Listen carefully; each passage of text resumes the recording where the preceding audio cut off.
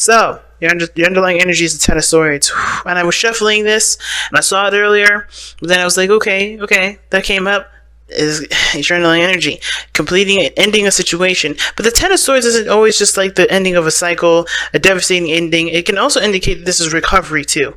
This is yes, it may have been a brutal ending that you guys have gone through, but the healing portion is the part that's the most, that's the biggest number for the Ten of Swords, right? It's the biggest point, is recovering from something so devastating. And a lot of the times, right, we can go, we can heal, and we can, be on our own for a little bit, and we may, it may take a long time for us to truly heal from a lot of those wounds.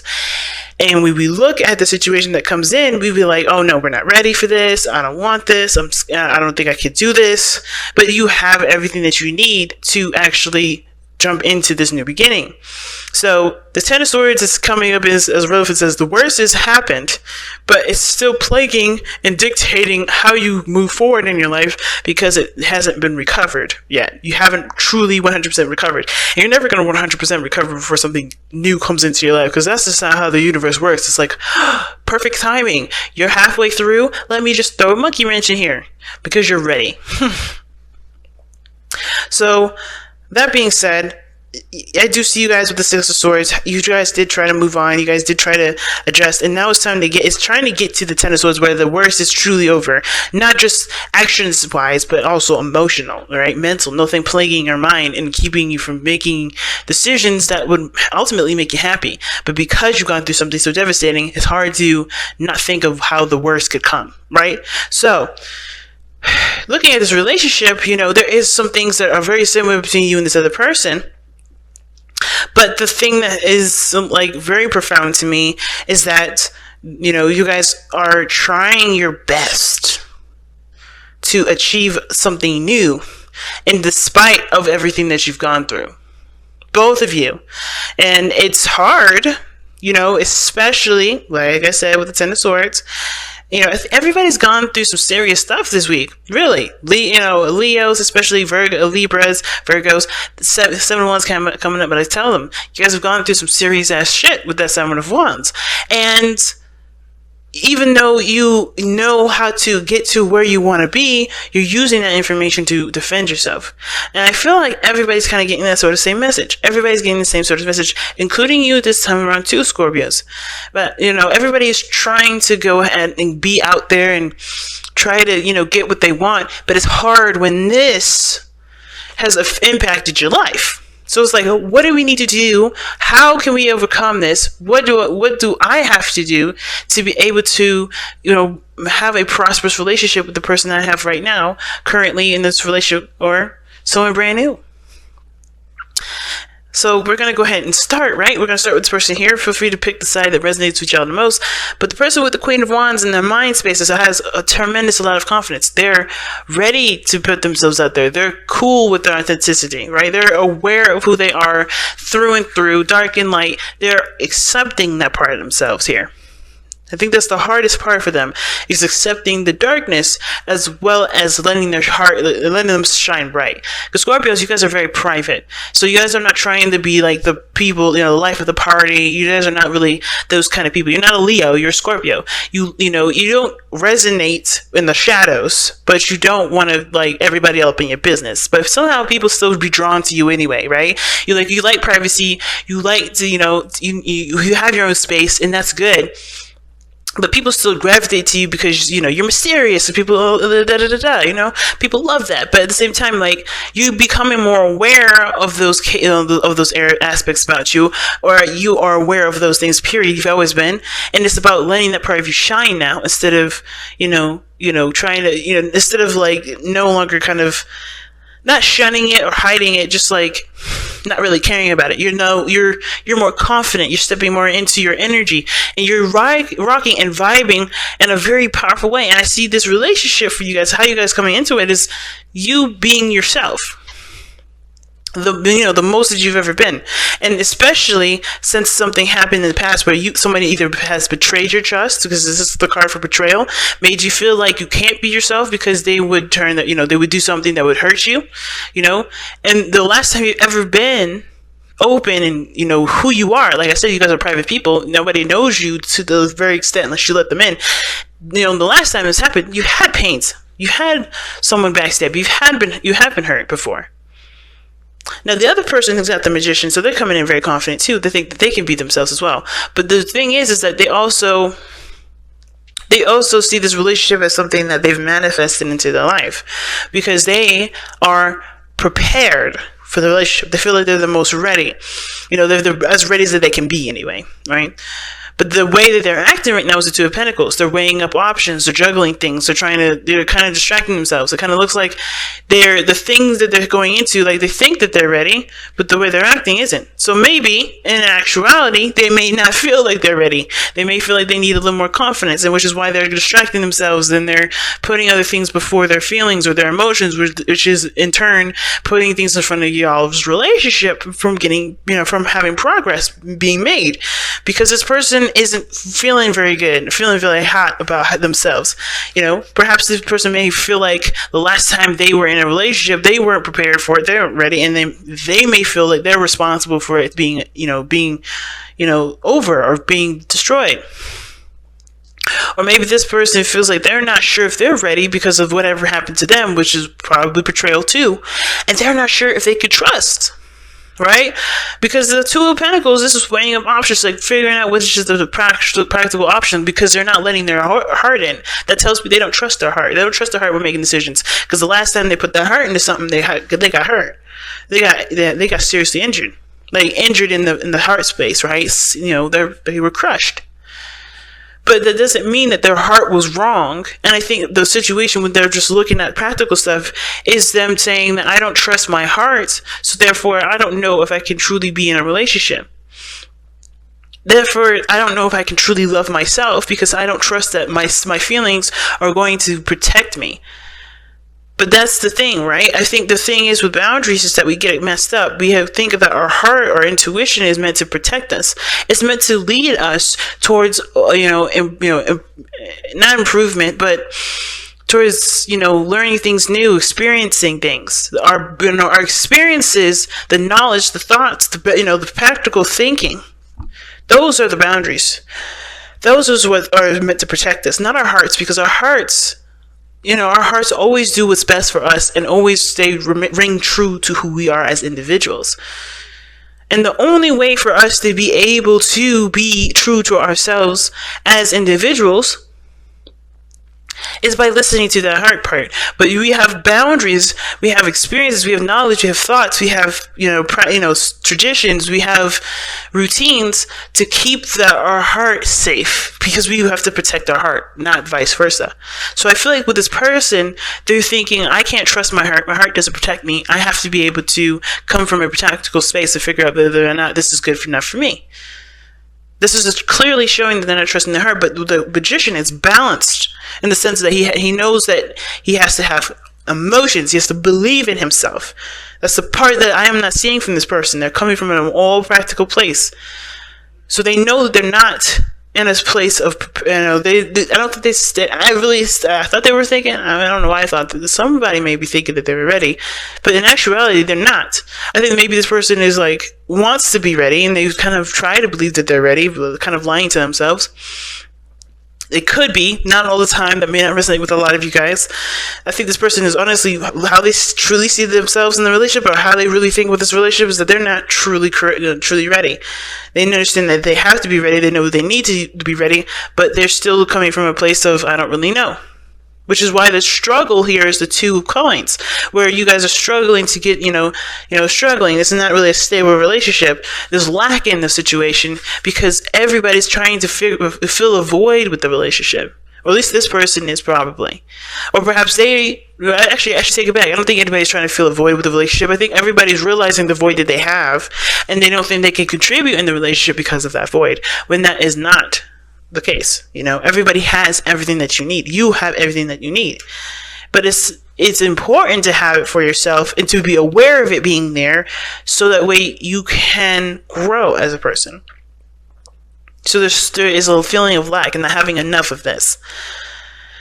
Either that's trust, or feeling like this is feeling supported and feeling stable. because everybody's going through their thing with their emotions at this moment. Because whoever this person is, they're going through some seriously old issues that have hurt them so badly that this is a trigger.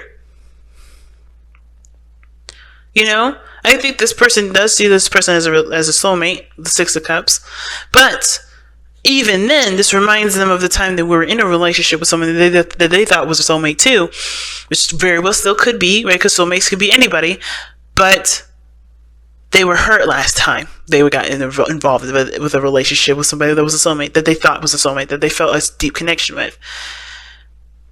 But I feel like this person is understanding too that this doesn't always have to be this way. The Three of Swords, that pain that they've experienced from the previous relationship here, that doesn't have to be this way. It doesn't have to be this way this time. Because not only have they grown as individuals, have they changed, have they accepted themselves and said screw it to everybody else's, BS and stuff like that. They've gotten more stronger in who they are. They are recognizing that even though this pain is coming up to remind them of the dangers of being in a relationship, they also understand that they've learned so much and improved so much that this doesn't have to be a reality.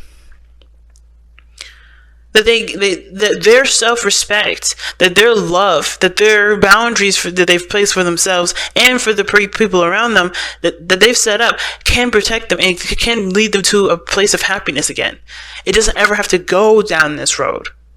It doesn't have to go down this Ten of Swords, Three of Swords road, being badly hurt and feeling betrayed. But this person has to trust their heart again in order for there to be more. In order for them to be able to take this step. Because this is a relationship. This has nothing to do with, practical stuff. Unless this is a business relationship. Maybe you guys are struggling with the finances right now and somebody's trying to make a decision about what thing they should invest their time and effort into and put all their dough into that because they're not confident in any other, in their emotions and, figuring out whether or not this is the right path for them to go down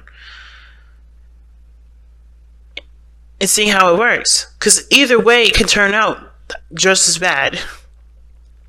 But they're not allowing themselves to believe in any of these options, which would actually help them to prosper.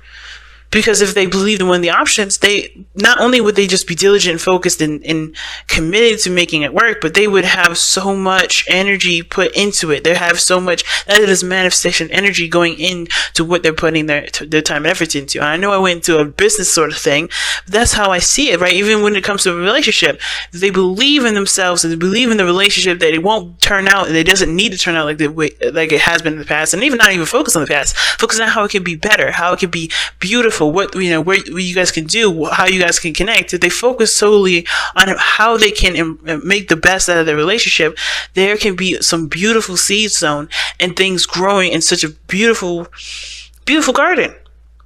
But this person is not coming from a place of belief. This person's coming from a place of fact or a place of prediction. Because at the end of the day, the case, coins, they're real. And the only thing that you can do when it comes to Pentacles is to predict what needs to be done in order for this to happen, when you could just have faith and keep moving forward. So it's interesting that what brought you two together was the Chariot. You have total 100% control of the self. You could rely on yourself. You could believe in the fact that you can do things and whatever, right? And I feel like you guys did tap into this situation where I think this person is confident in themselves as a whole, but not in a relationship person, right? Not in a relationship. This person is confident in how they can execute things on their own. They can rely on themselves. They can trust themselves whatsoever. They got that. But when it comes to another person, they struggle. When it comes to a relationship, they struggle. And I feel like it's the same thing with this other person, right? They know that they can take care of themselves. They know their power. They know their strengths. They know they can do X, Y, and Z. And yet, they're struggling with the idea of another person involved. There's a struggle with the other person. They can rely on and they have great willpower. They can control themselves, but they cannot control the other person. They cannot control the outcome of that. So they lack trust, in my opinion. They lack trust that there can be beautiful things that can come from just them focusing on them, making the best out of their situation, the best out of their relationship, and allowing the other person to be the best that they can be too. I think both parties are coming from a good place, at least trying to come from a good, from good intentions. But it's hard when you've gone through something so painful, and it obscures your view.